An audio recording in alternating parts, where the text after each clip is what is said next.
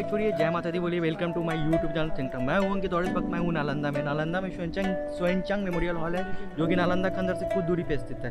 सोएनचांग के पीछे क्या हिस्ट्री यहाँ के कुछ लोगों से पता करेंगे। ऐसे हमें कुछ पता है, जैसे सोएनचांग एक चीनी नागरिक था जो कि चाइना से चल के इंडिया आया था नालंदा इंटरनेशनल यूनिवर्सिटी में स्टडी करने, और दूरी पे उनका एक स्मृति चिन्ह बना हुआ है, मतलब यहाँ पे उनका स्टैचू बना हुआ है। यहाँ से कुछ दूर पे ही है नालंदा खंडर से। और आज 12 फरवरी है जो कि 14 एनुअल डे आज सेलिब्रेट किया जा रहा है नालंदा में सोएनचांग मेमोरियल हॉल में। और आज चाइना में छिननियन ख्वाइला, मतलब छिननियन ख्वाइला एक चाइनीज वर्ड है जो कि आज चाइनीज न्यू ईयर है चाइना का। तो आइए हम यहाँ के कुछ लोगों से पता करते हैं यहाँ के बारे में। जय माता दी।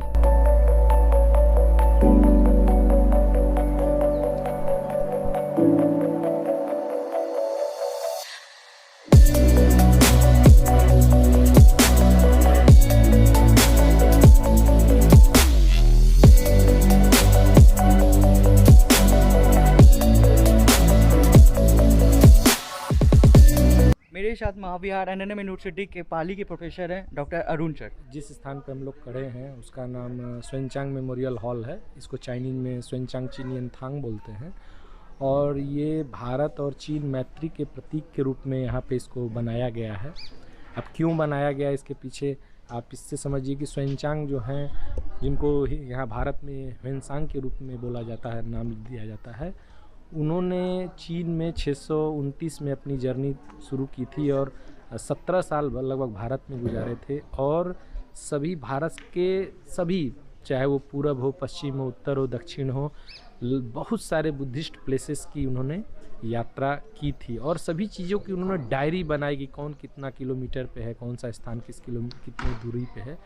तो उसके आधार पे जब बुद्धिज़्म यहाँ से एक तरह से मेन लैंड से विलुप्त हो गया, तो उसी ग्रंथ के आधार पे अलेक्जेंडर कनिंघम ने खुदाई करनी शुरू की। और उसी के आधार पे जो भी आज हम देखते हैं, नालंदा यूनिवर्सिटी है या बोधगया, सारनाथ, जितने भी बुद्धिस्ट 80% जो बुद्धिस्ट प्लेसेस हैं वो इनकी डायरी पे के आधार पे लिखे गए हैं। जो ह्वेनसांग ने नहीं लिखा उसका रिकॉर्ड कहीं नहीं मिलता है। तो वो नालंदा यूनिवर्सिटी के छात्र भी थे। और जब वो लौटे हैं, पूरी जो उन्होंने अपनी जर्नी ख़त्म करने के बाद बौद्ध ग्रंथों का अनुवाद किया, तो उन्होंने ये अपनी जो कहते हैं बायोग्राफी, जर्नी, अपनी यात्रा वृत्तांत पूरा उन्होंने लिखा। और बुद्धिज़्म जब डिसअपियर हुआ तो यहाँ पे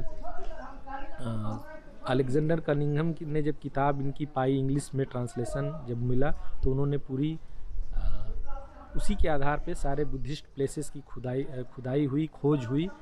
तो उसी की मेमोरी में कि इतना बड़ा कंट्रीब्यूशन है ह्वेनसांग का भारतीय इतिहास, खासकर बौद्ध भारत के इतिहास को लिखने के लिए जो इतना बड़ा कंट्रीब्यूशन, अगर सोएनचांग न होते, एक लाइन में बोलें, अगर सोएनचांग न होते तो भारत का इतिहास, बुद्धिस्ट प्लेसेस का इतिहास कभी नहीं मिल पाता। तो उन्हीं की याद में हमारे नालंदा महाविहार के प्रथम जो निदेशक थे आदरणीय भिक्षु जगदीश कश्यप, उन्होंने एक कॉन्सेप्ट दिया कि चूँकि वह सोएनचांग जो यहाँ के ही नालंदा महाविहार के छात्र हैं, इसलिए उनकी अस्थि यहाँ पे आनी चाहिए।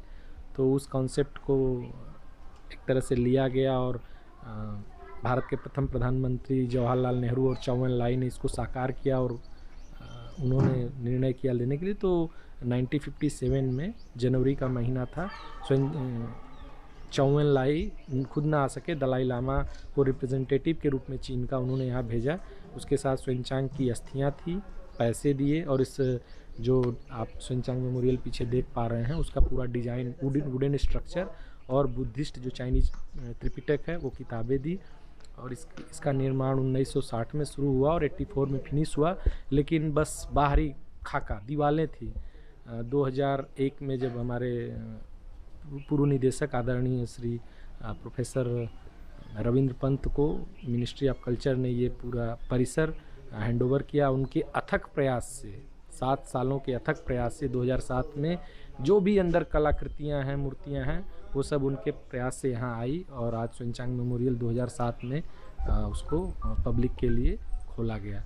ये सोएनचांग के कंट्रीब्यूशन के कारण है। हम सभी भारतीयों को जानना चाहिए, इनके बगैर हम बुद्ध को नहीं ठीक से जान पाते, ठीक से नहीं जान ही नहीं पाते। तो ये सबसे बड़ा कंट्रीब्यूशन है, उन्हीं की याद में यह मेमोरियल यहाँ पे नालंदा में खड़ा है।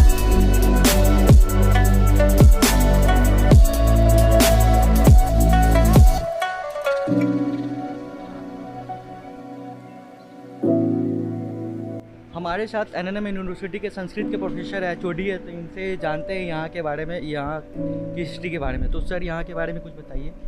ये स्वानसांग मेमोरियल हॉल है।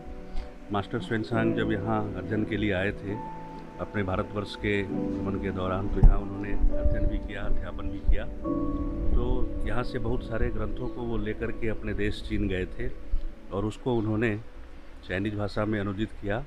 और जो बौद्ध साहित्य है, जो बुद्ध के ज्ञान से संबंधित जो साहित्य है, उसका उन्होंने अपनी भाषा में अनुवाद किया।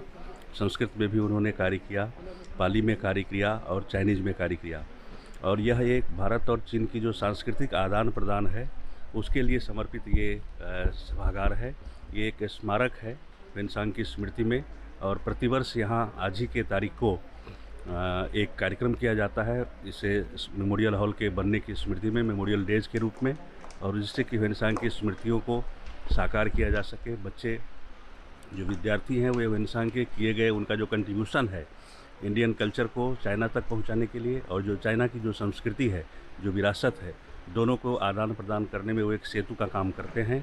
इसलिए आज स्वानसांग बहुत प्रासंगिक है, जबकि भारत और चीन के जो कुछ संबंध हैं वो आज प्रश्न चिन्ह को लेकर के आता है। तो सांस्कृतिक जो हमारा संबंध है वे उसमें कारगर सिद्ध होंगे, उसको सुलझाने में, उसको समझने में।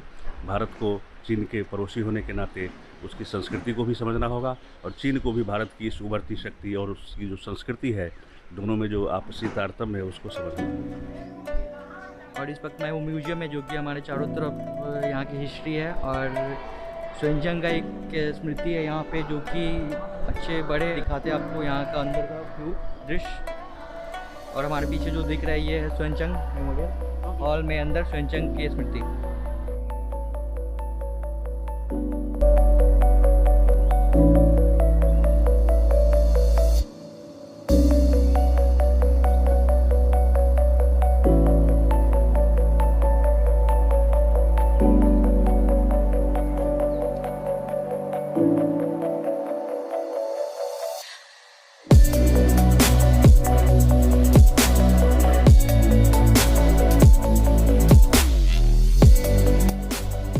ब्लॉग कैसा लगा? अगर अच्छा लगा तो लाइक कीजिए, सब्सक्राइब कीजिए, कमेंट कीजिए और शेयर कर दीजिए। जय माता दी।